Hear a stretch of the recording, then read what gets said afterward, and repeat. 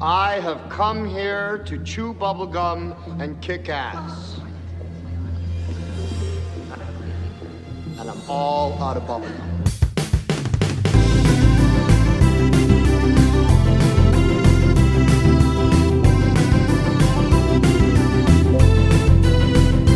If your friends are nerdy and you are nerdy too, I wanna talk to you. Friends talking nerdy. So what you got next? Next, staying that same year, and I got my cursor on it. Hollywood Shuffle. Now, yeah. So this is the start of Keenan Ivory Wayans. I was talking to another coworker about this film. So it's based on based on Robert Townsend's experience as a black actor in Hollywood, trying to find work, and the film is set up with him, landing this role finally, but it's a very bad stereotypical role. And in between that time, we see his character dream of different scenarios of being an actor, but also dealing with his family and his job. And it's an incredible film. I remember seeing that, and at the time growing up, it was one of those films that, you got to see this film this way, this, that. Incredible film. Written by Townsend and Keenan Ivory Wayans. And they're all, almost everybody who's all up in there of well-known black comedic actors. I see Robin Harris is in there. I can't remember all the names. I don't want to embarrass myself, but definitely Hollywood Shuffle still is funny. It's been a minute. I may have to pull that up. I haven't seen that film in a long time. It may seem kind of dated, but if you're a fan of Keenan Ivory Wayans and Living Color, you'll like that. And also, after Townsend did this, later on in the years, he had an HBO special called Partners in Crime, where they did more skits similar to that. But Hollywood Shuffle really started it off, and it was really one of the first times that, for me, that I actually, learn more about, a black filmmaker and how he went through the process of making the film. He maxed out all his credit cards to fund this project of his. Yeah. And with getting friends with Keenan that he worked with on, in the comedic circuit, do this film, this also got Keenan going, because, his other film, I know that's on your list too, I'm Gonna Get You Suckers, on my list as well. Sorry, that. And that film itself is a comedic classic. So, yeah, Hollywood Shuffle is definitely worth checking out.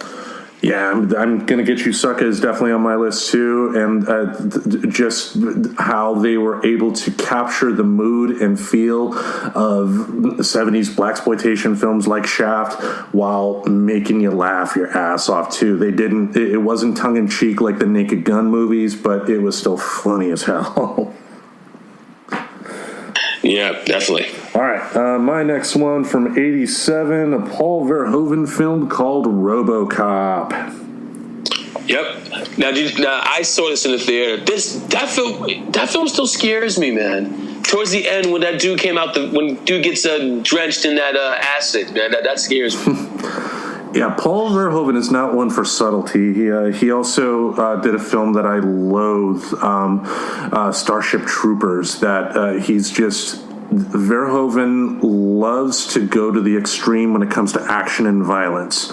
But just with RoboCop, it was telling the right story, especially with the right group of actors. When you got an actor on the level of Peter Weller, playing a character that on paper is kind of two-dimensional, just magic happened overall. I have not had a chance to see the remake. I did want to see Michael Keaton's take as the villain on the movie, but the original, nothing beats that. And that also is a funny thing that Hollywood did in the 80s as well, how they would have these hardcore R-rated action movies like this, Rambo First Blood Part 2, and then they would make children's cartoons based on those movies.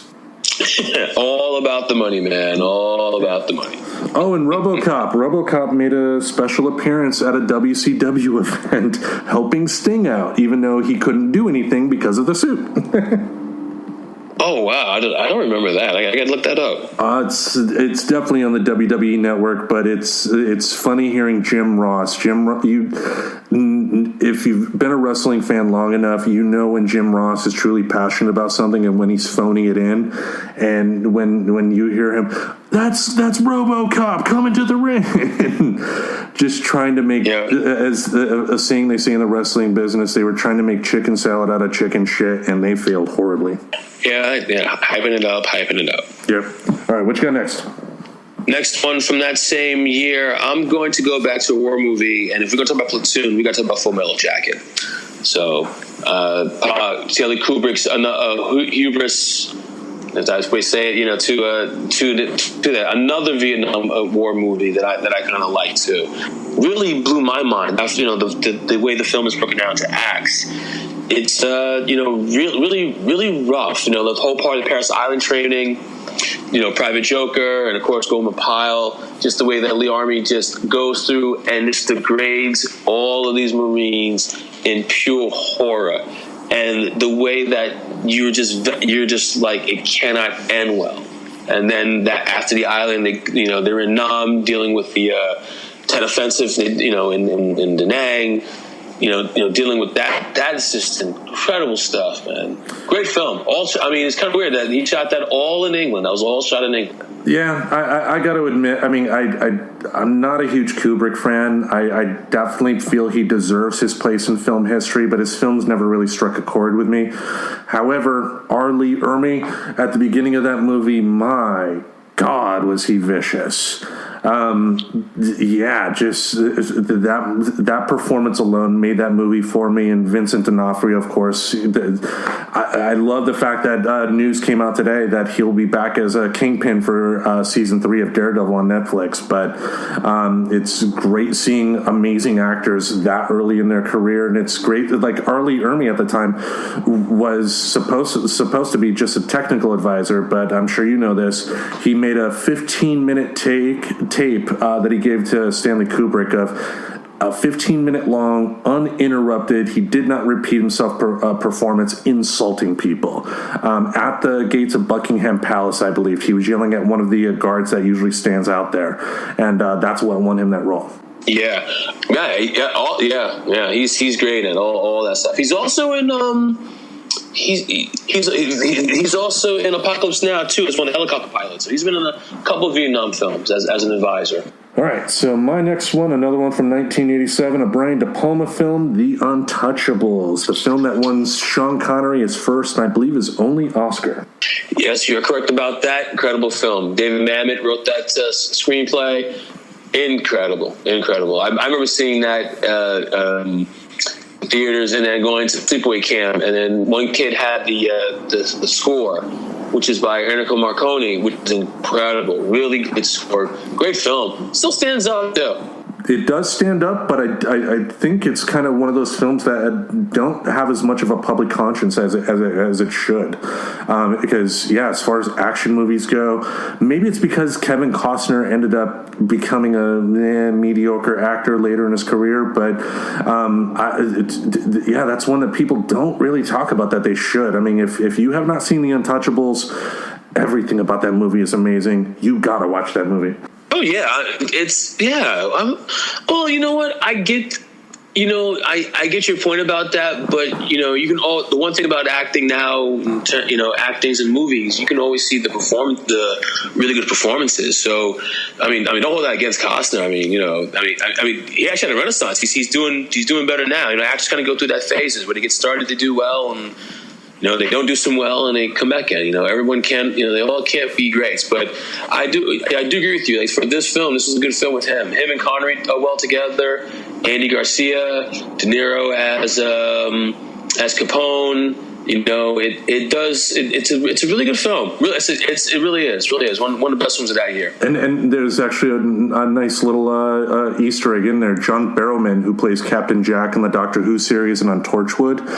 He was an extra in that movie. There's a scene in a jail, and John Barrowman is the guard sitting at a desk as Connery and Costner enter the scene. He doesn't speak; he's just an extra. But that was his first on-screen role. Okay, gotcha. Yep. All right, what you got next? Next up, we're going to say the same year. I'm going to pick the Coen Brothers classic, Raising Arizona. I've had a few people tell me that I somewhat resemble Nicolas Cage, so every time I hear of his movies, I laugh. But definitely a good one. I don't know. I mean, if you had the mustache, maybe. I don't know, dude. I mean, if you're, I assume you're tall like that, but it's I don't know. I think it's partly the head size, and I do a shitty Southern accent as well, so maybe it's that. But put the bunny down. Great, yeah, great film, man. Oh, Nicolas Cage, Holly Hunter, Frances McDormand's in it, Sam McMurray. Just the whole whole issue of them going through kidnapping this kid. But this is classic Coen Brothers. I don't know if you have Blood. I had Blood Simple on my list as well. But the Coen Brothers are another group of film. These two guys don't get as much credit I think they deserve. I mean, we know about them, but I honestly think sometimes people kind of sleep on them, and at their own peril, they're incredible. This is one of my favorite movies of theirs. And they actually have a long-standing relationship with Sam Raimi as well. So I think Sam Raimi actually helped with the creation of Blood Simple. I think he did some work. I could be wrong, but I think he did some work on Raising Arizona with them as well. But it's one of those relationships that you don't hear talked about too much, but once you hear it, it ends up making a lot of sense too, because amazing filmmakers all around. I mean, Sam Raimi's reputation, well-deserved. The Coen brothers' reputation, well-deserved. I do love the fact that Bill Murray signed on to the Garfield movie because he thought one of the Coen brothers wrote it, so he didn't do his homework there. But yeah, damn fine movie. That's funny. Yeah. All right, my next one, we're going to move to 1988. This will probably be my favorite movie on the list, and if you heard a previous episode, the action episode with Maura, we talked a little bit about it, and that's Die Hard. Yep, still stands. That film still stands. Great film. John McTiernan, Bruce Willis pretty much, if he just kept his shoes on a plane, But that's a really good film, great action film. Yes, if you ever go to LA, Century City, we call Nakatomi when I lived out there, it's there. It's really weird to see that, and the only thing about it is Die Hard. But that's a really good film. I like the way it moves. It's a simple, basic storyline, and once it gets going, and Bruce, really handles it. But Bonnie Bedelia as his wife, and the late Al Rickman as Hans Gruber. Some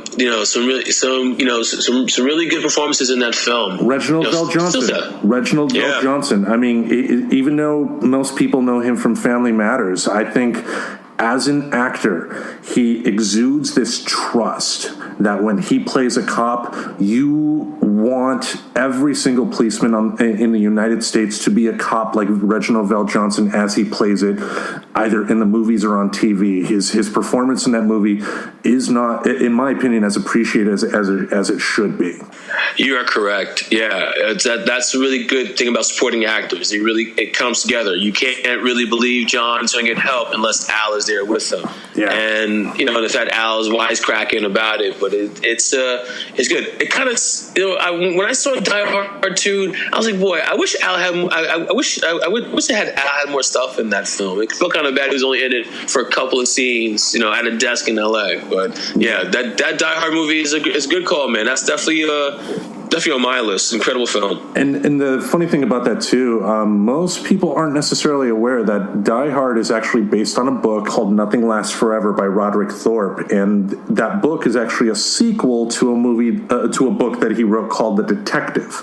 The Detective, in I believe '68, was actually made into a movie starring Frank Sinatra, and by contract, when the Die Hard script was created, Frank Sinatra was given first dibs at playing John McClane. It was I forgot the name of his original character, but he was offered that role, but he was in his 70s at the time. He declined. And if you read the book, which I have done, and there's a great bookstore in town called Powell's Bookstore. It's a one city block. They call it the largest independent bookstore in the country, and I'm sure you probably have plenty of places like that in New York. Find that book, Nothing Lasts Forever, because you read it and you will see the filmmakers pretty much took 95% of that story. They didn't really deviate too far from the book, and it will make you appreciate the movie that much more. Okay, yeah, I'll put it on my list. That's that's always nice to read the books that some of the films are based on to really get a sense of, what cuts were made. Did it make sense to do it that way? Did it, was it different? Did it have to be at a point where we need to do it a different way? But, definitely, I'll put that on my list, man. That's definitely. But still, again, Die Hard, great film, still stands up. All right, what you got next? Next, I'm going to put my man John Carpenter with the great film They Live. Roddy Piper, David. See, now here's it. Keith David or David Keith? I think it's Keith David. It's Keith David, Yeah. And, I mean, incredible, man. Piper's in it. He's strolling through, puts on these glasses, and the world is never the same. I am here to chew bubblegum and kick gas, and I'm all out of bubblegum. I am still in shock that movie was not a major hit when it came out. That just from first scene to last scene, I think it means a lot more today more than anything. What with the internet, with the information highway being as prevalent as it is, what with everything going on in the news, with other countries manipulating social media to get people to think a certain way, that movie means a lot more now than it even did in the 80s, and it meant a lot in the 80s about that type of culture. So vastly underrated, probably apart from Halloween, John Carpenter's best movie. I agree with you right there. I'll put the thing in between those two, but I'm right with you right there. Yeah. I think you and I are both wrestling fans, so to see Roddy Piper in it made it awesome too. And that's, I see that, and it's just like, what could have been? He could have been a great actor. He wanted to kind of break away from wrestling because he didn't like the promoters at the time, and it's just disappointing that movie did not be, because he's a great actor. He was a great actor in that movie. Kind of like Keanu Reeves. I don't think Keanu Reeves is the greatest actor in the world, but you give him the right material, he's going to knock it out of the park. And I think that's the same thing with Roddy Piper.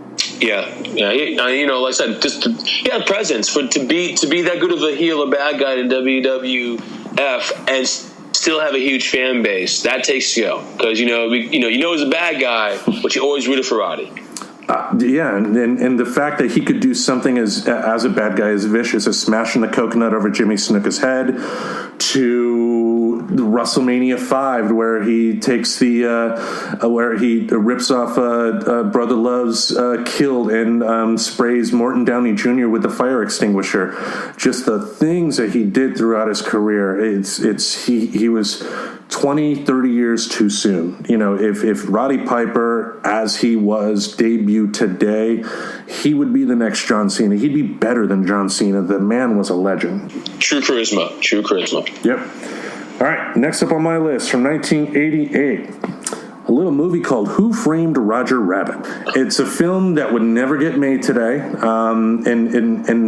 it's another film based on a book, and I've actually read the book, and the author himself has gone on record as stating that the movie, was far superior than his work. But the fact that Steven Spielberg was able to work his political muscle in order to get Disney characters and Warner Brothers characters together, who would have thought that we would see Mel Blanc as Bugs Bunny conversing with Mickey Mouse? Who would have thought that we would see Daffy Duck getting into an argument and throwing a piano at Donald Duck? And then that was Mel Blanc's last movie. The fact that, his last movie, he gets to do the Porky Pig. That's all, folks. And they tell a damn fine detective story to boot that it really was sort of in its own way a kind of a remake of Chinatown. It was the same type of premise in the same setting, with an evil corporation trying to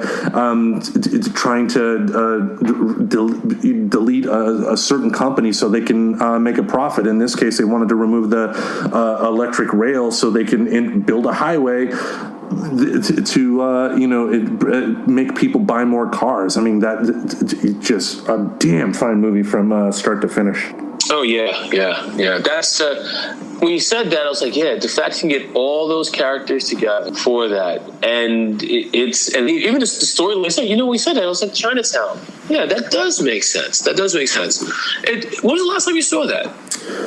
About a month ago. It's on Netflix, so every now and then I'll catch it. And I know when it first came out, I was annoyed by Charles Fleischer. He, as Roger, perfect. I mean, just Robert Zemeckis. It's too bad that his last string of films the past 20 years have not been good. But for the Back to the Future trilogy and Who Framed Roger Rabbit, I mean, my goodness, some of the best escapist movies you can ever make. Well done, really unique, and at that time, but it's hard to you always try try to be better than the last film you done, of course. But that film still stands. So you got Bob Hopkins passed away, Joanna. God, let's see. Kearns? No, she was in Growing Pains. She's that. Trying to. Oh yeah, Christopher Lloyd as the true evil bad guy, Judge Doom. Yeah, Stubby K. Judge Doom. Stubby K's in that as well. And definitely. The next time you watch that, look at Christopher Lloyd's eyes. He does not blink in that movie at all. Okay, I'll definitely catch that. Yeah, it's a little thing. It's one of those things you don't notice, but once I found out he did that on purpose because he's a cartoon and he's wearing a human suit essentially, and he could not blink in that suit. And that makes it more creepy, too, the fact that he does not blink. So, what's your next one? Yeah. My next one, go another comedy, but I got this on my list, too. The Naked Gun, the first one. That's the classic. I was a fan of the TV show. Yeah, I was a fan of the TV show, and when I heard about this, I was like, okay, let me catch this. And I remember seeing the commercial. And I didn't see it in the theaters. I saw it when it came on HBO, and I laughed so loud. It is... Leslie Nielsen's timing, all that stuff is just such funny. Ricardo Montalban, is in it as well. Incredible stuff. That's a funny ass movie. Priscilla Presley was great in it too. I do think I think of that movie and I think of someone like Jeff Foxworthy, someone like Andrew Dice Clay. It really is a one-note movie, so it's one of those deals that you watch it, you're going to laugh your ass off, but if you watch it again, it becomes less funny over multiple views. But I got a funny story about the Naked Gun movies. It was 95, 96, the day of the OJ verdict. And I'm watching the verdict, and then they announced it, not guilty, and I'm like, he was guilty, but... yeah, whatever. So I turned the channel. I turned it to Cinemax, and they're playing the very last scene from the Naked Gun 33 and the third, and it's the scene where Frank Drebin and Nordberg enter a hospital room. Drebin is there to see the birth of his kid. He has a video camera in hand, and then the nurse says, "Congratulations, it's a boy." And then they hold up an African-American baby, and the last scene you see is Drebin chasing Nordberg, O.J. Simpson, down the hallway. And to me, that kind of put a perfect capstone on the whole O.J. Simpson nonsense. Just it's in terms of the criminal thing, we'll leave that debate for a different day. But I don't think you're going to get too many people to disagree that whole thing was a circus. And the fact that for me it ended on such a funny note was just perfect. Oh no, I feel with that. I mean, yeah, when I saw it a couple months ago, you thought about it. Like I said, it's kind of been a theme during our conversation, about this double standard morals. But I agree with you with that. With it, but for me, this film is just when I first saw the film, it just was funny. For what they were trying to go for, it just was hilarious. And it is. Don't get me wrong. I do love that movie, but it's simple. And that's all it was. That's all it ever will be. What I would love to see done, though, there's another TV show that came out in the late 80s. Did you ever watch that TV show Sledgehammer? Oh, yeah. Yeah, I think at the end of the second episode that we did, I included the Sledgehammer theme song. But to me, that was the far superior show because they did have the silly moments, but they also treated it like a traditional cop show. And that's one that I really wish, if they're going to remake something, Sledgehammer would be the perfect thing to remake. And at some point in the show, he talked to his gun, right? Yeah. His big catchphrase was, trust me, I know what I'm doing. And in fact, the end of season 1, he says that when he's trying to dismantle a nuclear bomb, and then the bomb explodes, and that's how season 1 ended. And then season 2, they come back for the first episode of season 2, and then it was Sledgehammer, the early years. What you're about to see happened 5 years before the ending of season 1. Just a total FU to the audience. It was perfect. And David Rashi, who played Sledgehammer, I would put him on par with a Leslie Nielsen for his timing. I mean, you believed him, and you believed Leslie Nielsen in that character. Not once did I get the impression that Leslie Nielsen was winking to the audience like, haha, this is funny. You believed that Frank Drebin was that much of an idiot in the film. So that's one reason I enjoyed it. All right, on to my next one. 1989, a mammoth year for blockbusters and movies. While I am not a Tim Burton fan at all, I have to give him props for Batman. The first Batman with Michael Keaton, Jack Nicholson as the Joker. Robert Wall did a great job. Kim Basinger did a great job in that movie.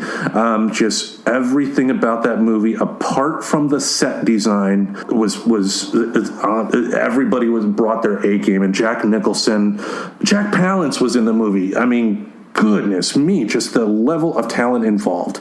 I did listen to the director's commentary from Batman, and I guess Tim Burton's idea was designing sets, designing Gotham as if it was a person from the 1940s imagining what it would be like in 1989. And he was successful in that. I just didn't think it was the right approach. And then Kevin Smith, in one of his Evening with Kevin Smith question and answer specials that he filmed, talked about something. And that's for a city like Gotham that's supposed to be New York City. Every time they have a scene outside with crowds, it seems like maybe 20, 25 people out there. And you would think a city the size of New York, they would have a lot more people there for a press conference, a lot more people just walking the streets or whatever. So just little things. And I know that it's very much nitpicking because everything else about that movie was absolutely amazing. Michael Keaton was perfect as Bruce Wayne. There's not enough that can't be said about that. I agree with you. That kind of started it all. And I love Jack Nicholson's Joker. I think and when he gets his comeuppance, when he gets back at Jack Palance, he goes, "Ted, I've been doing it already. You can call me Joker." I mean, he does that. That's just great. Those nice little one-liners. And I mean, I think Heath Ledger's Joker felt more realistic in terms of that would be more what you see if that was to happen today. But it's Jack Nicholson, so his Joker kind of set that standard of that. He was more. He didn't come off that he was intelligent, and he was just. It's just a great performance. It's incredible. Yeah, and little things too, like after he gasses the art museum, and Vicky Vale, her line was, "You're crazy," and his line, and I thought I was a Pisces. Just left field, funny, and where he's imitating Jack Palance with his new number one guy goes, "You are my number one guy." But yeah, that is definitely a must see. What you got next? Next, since we're 89, I'm gonna go to an obscure movie.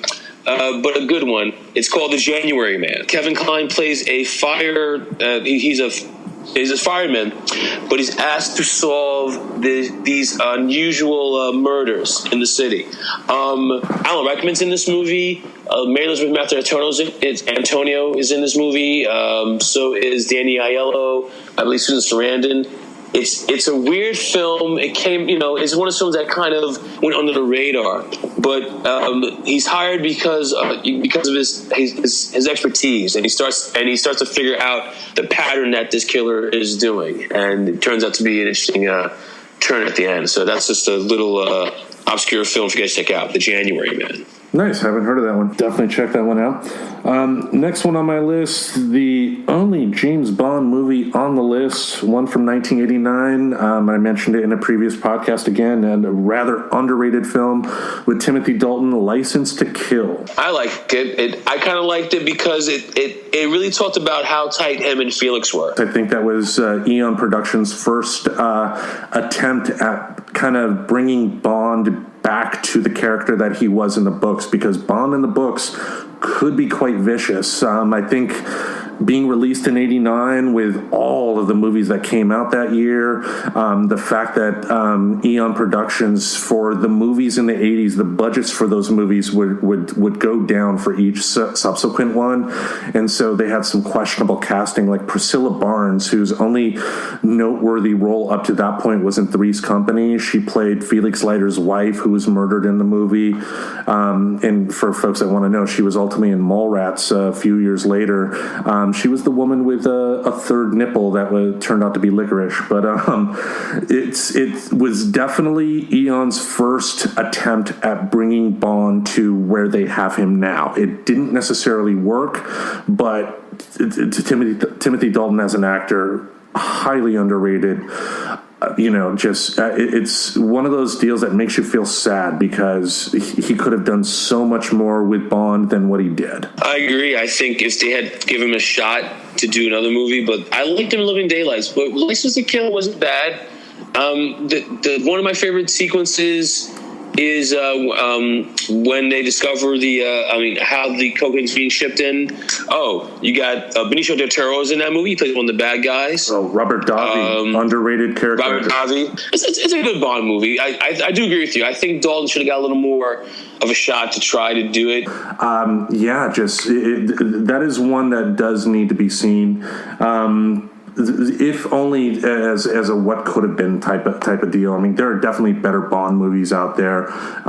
Casino Royale, Tomorrow Never Dies, Goldfinger, The Spy Who Loved Me. But give License to Kill a shot. What you got next? On my list, I'm gonna do. I think I'm gonna go back to Steven Spielberg, and another one that came out in '89 that he did, Always. Yeah, this is Richard Dreyfuss, Holly Hunter, and John Goodman.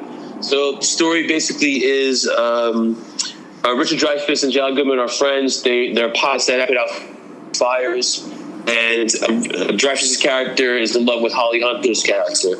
And during a fire run, his plane hits a tree and explodes, and he goes to heaven. And in heaven, he meets Audrey Hepburn, who's an angel, and he comes back down as a spirit because he senses that his wife is not happy. And up comes this young new upstart who kind of comes in and takes over and moves her heart. It's a really good film because I'm biased. I'm a big Holly Hunter fan, and this is one of my favorite movies of hers that I love. That I really love her. Great performance. She really runs the movie, and it's kind of cool to see her with Dreyfuss, but also with her working with Goodman, and it's really nice. She's a really credible actress. I think she got nominated for a performance, but this is one of those really cool movies that it's kind of like a very Spielberg, very unique story surrounded by something tragic, and it's kind of resolution towards the end of it. Yeah, and that was during Spielberg's kind of low-key phase. He didn't make the big event movies necessarily around that time. The other one in the 80s around that time as well, The Color Purple, great movie, but not a typical Spielberg type of movie, if you get my meaning. It's not going to be on anybody's list of top Spielberg movies ever made, but definitely one that needs to be checked out. I think that really, honestly, the only Spielberg film that I didn't really care for was Hook. And from what it sounds like, I think hindsight being 2020, he may not necessarily like that movie as much either. But that's a different story for a different day on that one, I guess. I got one more on my list, and that is another Spielberg movie, Indiana Jones and the Last Crusade. That made my list too. Just to see the fact that you get Sean Connery to play your father, that's kind of cool. Yeah. And of course, you're going against the Nazis, that's a win-win right there. You're killing Nazis. Who's not going to like you? Well, you'd make some people cry today, but I could give a rat's ass about that. Yeah. And one underrated performance, River Phoenix as the young Henry Jones Jr. At the beginning of the movie. Oh, right. Yeah, and oh, yeah. Yeah, I guess he was personally recommended because I guess he did another film. I forgot the name of it, but he did do another film with Harrison Ford playing a younger version of him. And River Phoenix did not do an impression, but you still knew that was Indiana Jones, and it just makes you so sad that he passed away way too early. Yeah, I had Running on Empty on one of my lists as well, another film of his that he's done too. So yeah, it kind of is sad when you see talent like that. And you probably had Stand By Me on your list as well, right? I don't. A good film, but I judge my list based on, if there was a national emergency and I had a one-way plane ticket to an island to stay safe and I could take any film with me, that's how I judged it, So there are some other films in the 80s that I love that didn't necessarily fall into that category. So Stand By Me would be. Oh, okay. Yeah. All right, yeah. I was just kind of like going through the list and just, any film, my films on my list are films that if you ask me, hey, Noel, what film would you recommend? I see, I'm like, this is the list I recommend for you. This is on that list. But yeah, that's definitely Last Crusade. They all get together again. Marcus, Sala. They all go to receive the cup of Christ. Yeah, and the fact too that it goes along with like what happened at the first. Indy did not leave with the Holy Grail. He saw it, he briefly touched it, but he didn't end up leaving with it. And as an archaeologist, he really wasn't that successful per se. But still a damn fine movie. Rode off into the sunset. Perfect way to cap the original three from the 80s. Again, Indy 4, not the best movie in the world, but still seeing some of the original characters back was nice. Definitely, yeah. All right, so you got another one? Yeah, so I'm gonna this one here, man. I gotta have it for this year, '89, When Harry Met Sally. Definitely a good one. Carrie Fisher was great in that as well, and of course the iconic scene in the diner. Yeah, definitely. It was that, no question. But just the performances with Meg Ryan, Billy Crystal going through those three phases is great. Great film. That's one of the few films I can really watch over and over again. It's a great love story. Yeah. Yeah, and Bruno Kirby. Bruno Kirby did a great job in that movie too. He unfortunately passed away a few years back, but he was in The Godfather 2 for goodness sake, and just he pops up in these little films and these films that he's not the star, but Bruno Kirby was an amazing talent. I wish he had a chance to do more, but the fact that we talk about him today, the fact that he's in classic movies like that, an amazing talent. Definitely. But it's Rob Reiner directed it, so just one of those films I remember watching with my girlfriend at the time in high school, and we loved this film. Really, really good, great love story. How can you not fall in love or really feel for both of them to be together, going through all that nonsense? Yeah, especially since they, started off both as a bit of a mess, and they kind of grew into loving each other, which was a lot more realistic than, even romantic comedies today. I mean, I think of that bit from Family Guy where they have a woman in an office answering 3 different phones. She's all exasperated and everything, and then a guy comes in, hangs up the phones, and goes, "I'm going to teach you over the next 90 minutes that all of your problems can be solved by my penis." And When Harry Met Sally did not fall into that trap. They were well-defined characters that when they got together at the end, you were cheering for it. All right, so with that being said, thanks again for coming on Friends Talking Nerdy. Anytime, man. All right, yeah, and maybe next time we'll do our favorite films from the 90s. We could do that. So what I'll do is for all my friends out there, I'm going to just post them up on my Facebook page. I'll link it to yours, just to my list of films that we probably didn't talk about, but we definitely I want to get some feedback from our friends and listeners. What are some of the things, did our films make your list, or did something we missed? I want to hear that 80s stuff, man. I want to definitely soak in some other ideas and other films I haven't watched or watch again. I want that feedback. Oh, yeah. we both know that, you know, people like Maura will definitely come in. Why did you choose that one? Why did you choose that one? So I'm definitely excited to hear what people think of this episode. So once again, thanks for being on, and we will see you folks next time. What is that supposed to mean? Nothing. It's just that all men are sure it never happened to them, and most women at one time or another have done it, so you do the math. You don't think that I can tell a difference? No. Get out of here.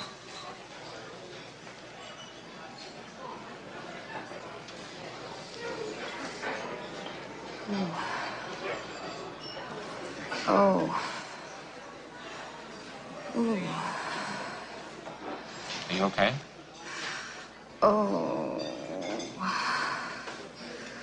Oh, God. Ooh. Oh, God. Oh. Oh. Oh. Oh, God. Oh, yeah, right there. Oh. Oh. Oh. Oh. Oh, God. Oh. Yes. Yes. Yes. Yes. Yes. Yes. Oh. Oh, yes. Yes. Yes. Oh. Yes. Yes. Yes. Yes. Yes. Yes. Oh. Oh. Oh. Oh, God. Oh.